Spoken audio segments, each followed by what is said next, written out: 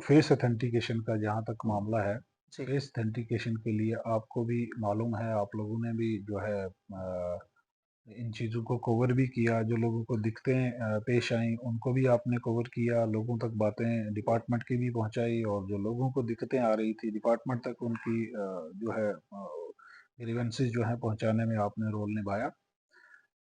11 फरवरी से जो face authentication का सिलसिला डिस्ट्रिक्ट डोडा से शुरू हुआ था, जी।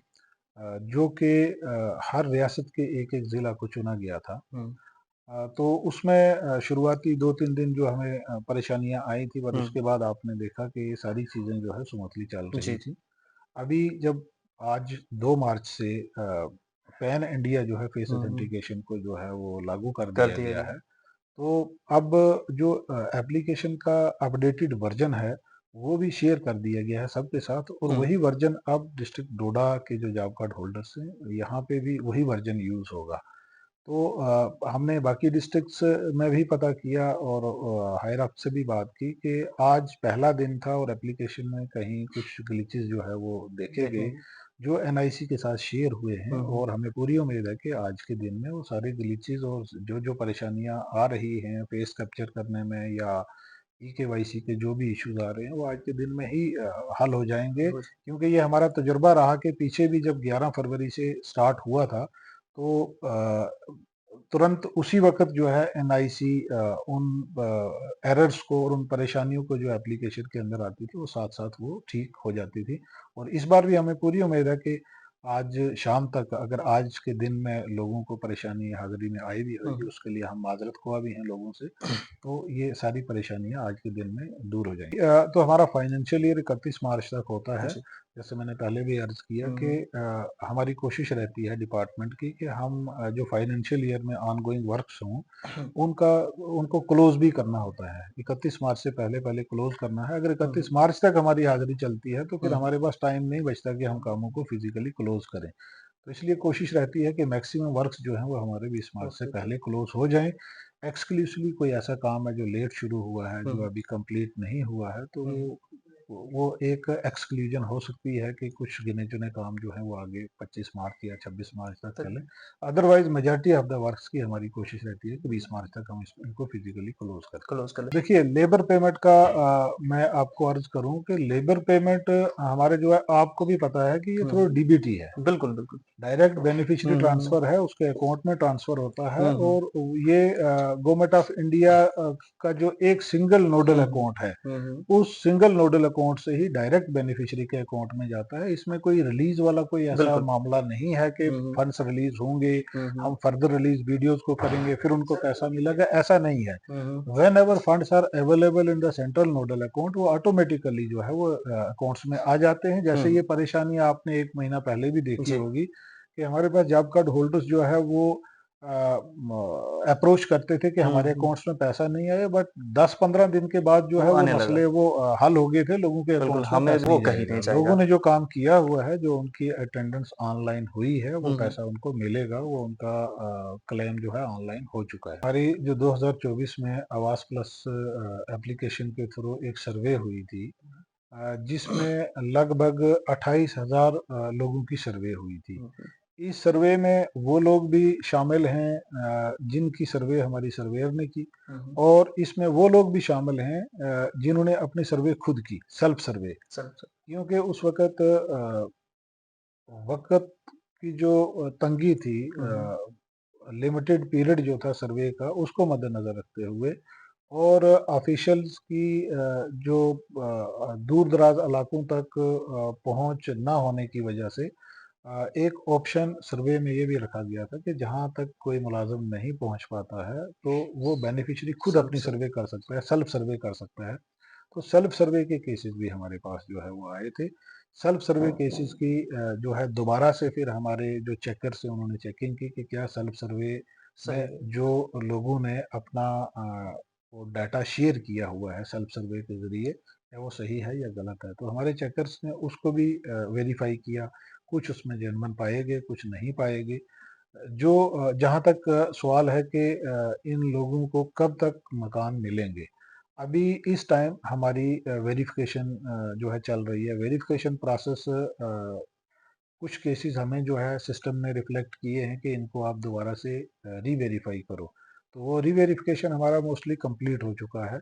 बट डिलीशन वाला जो प्रोसेस है वो भी हमारे ब्लॉक डेवलपमेंट ऑफिसर्स ने वेरिफिकेशन का प्रोसेस कंप्लीट करके ब्लॉक लेवल की कमेटीज बना के एक-एक बेनिफिशियरी को वेरीफाई करके वो डिस्ट्रिक्ट लेवल कमेटी को जो है शेयर कर दी हैं रिपोर्ट्स, यहाँ से अप्रूवल मिलेगा और जो इनएलिजिबल बेनिफिशियरीज हैं वो उस लिस्ट से हट जाएँगे और उसके बाद गवर्नमेंट की तरफ से जैसे ही हमें टारगेट जो है वो कन्वे कर दिया जाता है तो लोगों की सैंक्शनिंग जो है मकानों की शुरू हो जाएगी एज पर टारगेट। लिस्ट हमारी जो डिलीशन प्रोसेस है उसके बाद जो है पब्लिक डोमेन में आ पब्लिक जाए।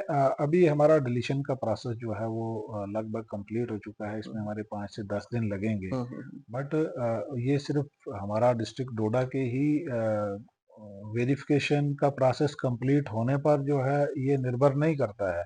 यह है कि बाकी डिस्ट्रिक्ट्स की और बाकी हिंदुस्तान में बाकी जो रियासतें हैं वहाँ पे ये वेरिफिकेशन का प्रोसेस कब कंप्लीट होता है, जब तमाम कंप्लीट हो जाएगा फिर सरकार जो है नेक्स्ट स्टेप पे आएगी, यानी नेक्स्ट हो जाएगी उसके बाद नेक्स्ट लेवल पे जाएंगे सैंक्शनिंग के लेवल पे और टारगेट वाले लेवल पे, क्योंकि टारगेट कन्वे जो है वो गवर्नमेंट ऑफ इंडिया करती है।